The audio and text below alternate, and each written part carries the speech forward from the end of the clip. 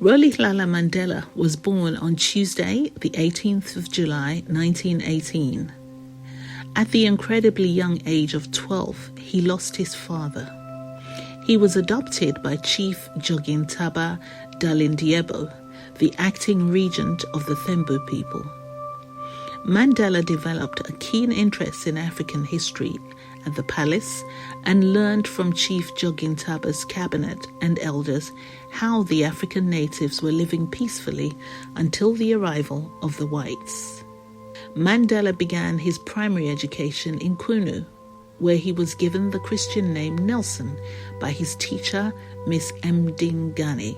When I went to school, the lady teacher, Miss Mdingane, asked, "What is your name?" I told him my African name, Rolihlahla. He says, "No, I don't want that one. You must have a Christian name." So I say, "No, I don't have one." She says, from today, you are going to be Nelson. He continued his education at the Clarkbury Boarding Institute for his junior certificate. He proceeded to the reputable Wesleyan Secondary School, Healdtown. Rolihlahla Mandela was admitted into the South African Native College, which later became the University of Fort Hare, but he was expelled for participating in a student protest, food quality and power.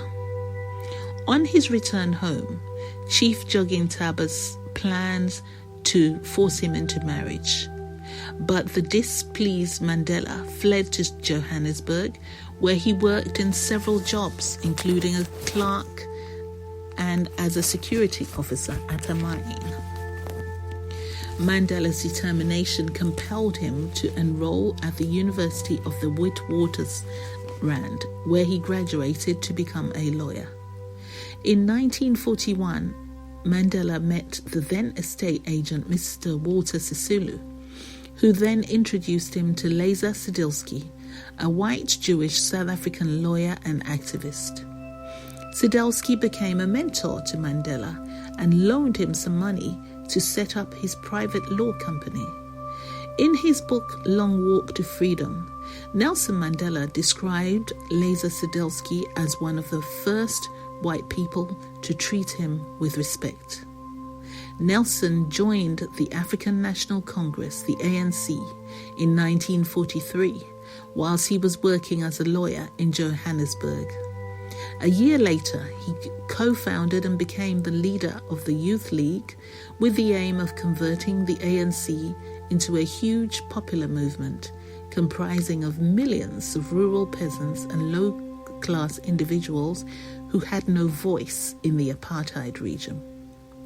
It was when I came into the African National Congress that I realized that Xhosas are only a part of the African people. That the task of the ANC was to unite the African people and out of them build a nation. Mr. Mandela's enthusiasm and passion led to his appointment as the president of the Transvaal Province branch of the ANC. He played a vital role in organizing the notable defiance campaign against unjust laws conference held in Bloemfontein and the Congress Alliance held in Kliptown in December 1952 and June 1955 respectively. Mandela was arrested severally for subversion of constitution and incitement of discontent towards an insurrection against the South African government. In 1956, Mr. Mandela, with 155 other people, was prosecuted for treason. The historical treason trial, 1956, lasted for about 5 years, but none of the accused was convicted. Although he was primarily committed to a non-violent and diplomatic approach, Mandela became convinced that the only way to achieve change was through an armed struggle.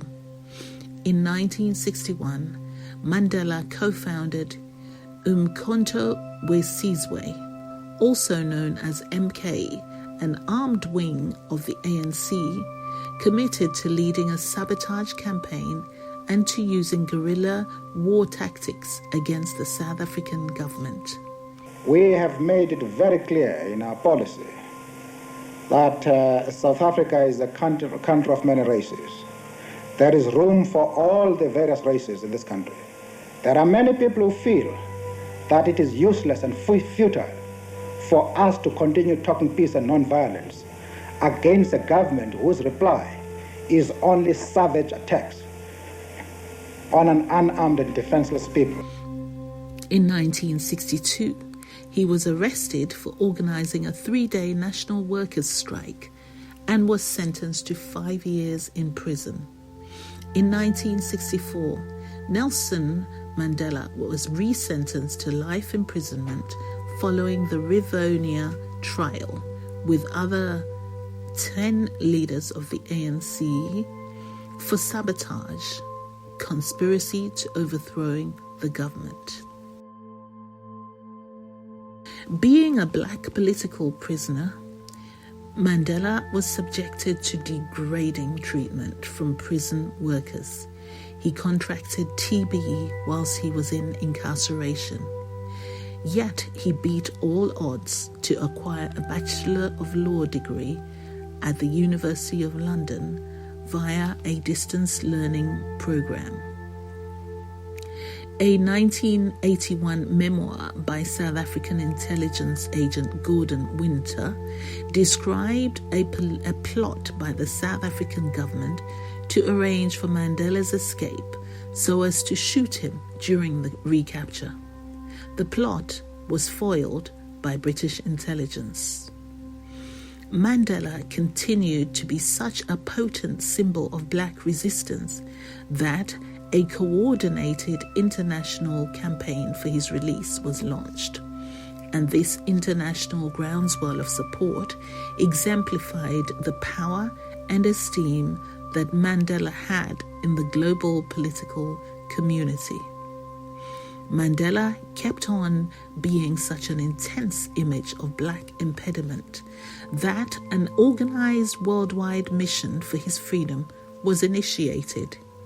The purpose, friends, of this boycott is for the people of Britain to register on the widest possible scale their passionate protest against an evil and repulsive doctrine which says that a man's legal status, a man's political rights, a man's economic opportunities, a man's social position shall depend solely upon the color of his skin. He gained a global wave of support that demonstrated the power and respect in the political world. In 1982, Mandela and other imprisoned leaders of the ANC were transferred to Pollsmoor prison, purportedly to facilitate contact between them and the South African government. In 1985, President P.W. Botha made an offer to Mandela in exchange for repudiating armed struggle, but he bluntly refused. Mandela spent a total of 27 years in prison, from November 1962 until February 1990, including 18 years of incarceration at Robben Island. Mounting international pressures on the South African government prompted a series of consultations with Mandela, spanning a number of years, but each failed to end with a deal. This continued until Frederick Willem de Klerk came into power after Mr. Botha suffered a stroke. An agreement was finally reached to lift the ban on the ANC. All restrictions on political groups were removed. Mandela's release was finally announced on the 11th of February 1990 and it reverberated across the globe. I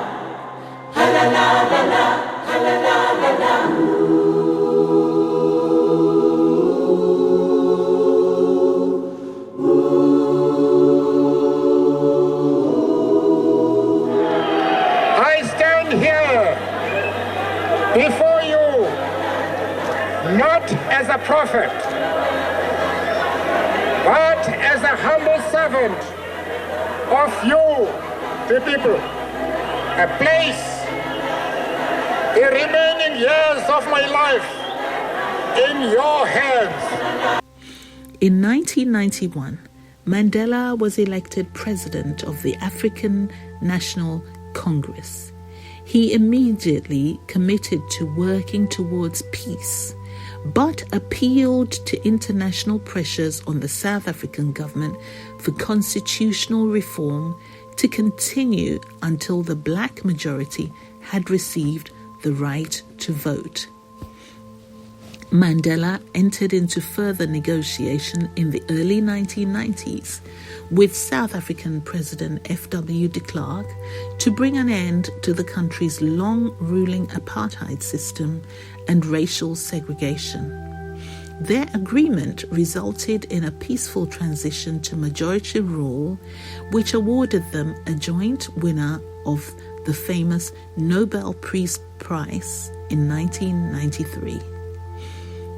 On April 27, 1994, South Africa held its first democratic elections in which Mandela was elected as the nation's first black president. Never, never, and never again shall it be that this beautiful land will again experience the oppression of one by another.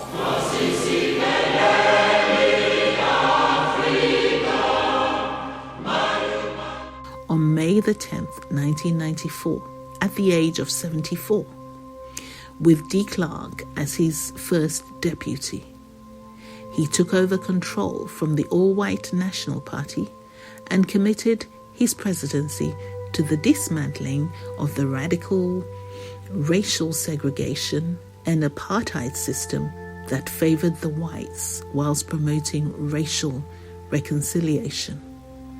The very speech which was made by Nelson consolidated the spirit of the people outside, because it was a defiant spirit. I have fought against white domination, and I have fought against black domination. I have cherished the idea of a democratic and free society in which all nations live together in harmony and with equal opportunity. It is an ideal which I hope to live for and to achieve. But if needs be, it is an ideal for which I am prepared to die. President Mandela capitalized on the country's love for sports as a fulcrum to foster unity between white and black populace. He encouraged black South Africans' participation to the once white-only national rugby team. In 1995, President Mandela earned the Order of Merit Award for promoting the South African rugby team to the world stage when he hosted the Rugby World Cup for the first time on South African soil. Mandela introduced a reconstruction and development plan through which job creation, housing, and basic healthcare were funded by his government. This initiative saved the fragile economy of South Africa from collapse. In 1996, Mandela launched a new constitution to establish a solid majority-based central government. He introduced equal rights and freedom of expression laws for all citizens. President Mandela resigned from active politics in 1999 before the South African general elections. He set up a charity to raise funds towards construction of educational and health facilities in the rural centres across the country. He also served as a mediator in Burundi's civil conflict. In 2001, Mandela was diagnosed with prostate cancer. At 85, he declared his formal retirement from public life in 2004 and returned to his native childhood community of Kunu to spend his final years. In January 2011, Mandela was hospitalized briefly for a lung infection. He was again hospitalized in Johannesburg for a stomach ailment surgery a year later. The African hero died on December the 5th, 2013, at the age of 95 in his home in Johannesburg, South Africa. According to a CNN publication in 2013, Nelson Mandela was loved and admired the world over, profiled in books and movies, and showered with awards and accolades. He lived up to his name. Mandela's birth name was Rolihlahla. In his Xhosa tribe, the name means pulling the branch of a tree or troublemaker. He had a cameo in a Spike Lee film. He had a part in Spike Lee's 1992 biopic, Malcolm X. At the very end of the movie, he plays a teacher reciting Malcolm X's famous speech to a room full of Soweto school kids. There was a woodpecker named after him. Scientists have named a prehistoric woodpecker after him, Australopithecus Nelson Mandela. In 1973, the Physics Institute at Leeds University named a nuclear particle the Mandela particle. He was a master of disguise. When Mandela was eluding authorities during his fight against apartheid, he disguised himself in various ways, including as a chauffeur. The press nicknamed him the Black Pimpernel because of his police evasion tactics. A bloody sport intrigued him. Besides politics, Mandela's other passion was boxing.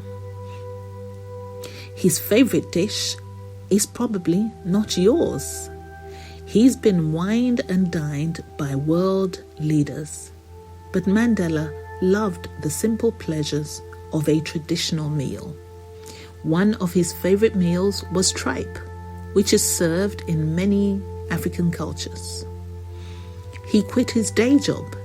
He studied law at the University of Witwatersrand in Johannesburg and opened the nation's first black law firm in the city in 1952. He was on the U.S. terror watch list. Mandela was not removed from the U.S. terror watch list until 2008, at the age of 89. He and other members of the African National Congress were placed on it because of their militant fight against apartheid. He drew his inspiration from a poem. While he was in prison, Mandela would read William Ernest Henley's Invictus to fellow prisoners. The poem about never giving up resonated with Mandela for its lines, "I am the master of my fate. I am the captain of my soul." Nelson Mandela was a recipient of more than 250 honorable awards relating to cities and honorary degrees. Among them are Sakharov Prize for Freedom of Thought, 1988.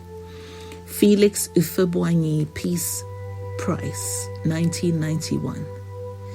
Philadelphia Liberty Medal, presented by Bill Clinton, 1993. Nobel Peace Prize, 1993. Olympic Gold Order, 1994. Anne Frank Medal, 1994. The Hunger Project's 8th Annual African Prize for Leadership for the Sustainable End of Hunger, 1994. Freedom of the City of London, 1996. Presidential Medal of Freedom, 2002. Amnesty International's Ambassador of Conscience Award, 2006. He drew his inspiration from a poem. While he was in prison, Mandela would read William Ernest Henley's Invictus to fellow prisoners. The poem, about never giving up, resonated with Mandela for its lines, "I am the master of my fate. I am the captain of my soul." Nelson Mandela was a recipient of more than 250 honorable awards relating to city and honorary degrees. Among them are Sakharov Prize for Freedom of Thought, 1988. Felix Ufebwanyi Peace Prize, 1991. Philadelphia Liberty Medal, presented by Bill Clinton, 1993. Nobel Peace Prize, 1993. Olympic Gold Order, 1994. Anne Frank Medal, 1994. The Hunger Project's 8th Annual African Prize for Leadership for the Sustainable End of Hunger, 1994. Freedom of the City of London, 1996. Presidential Medal of Freedom, 2002. Amnesty International's Ambassador of Conscience Award, 2006.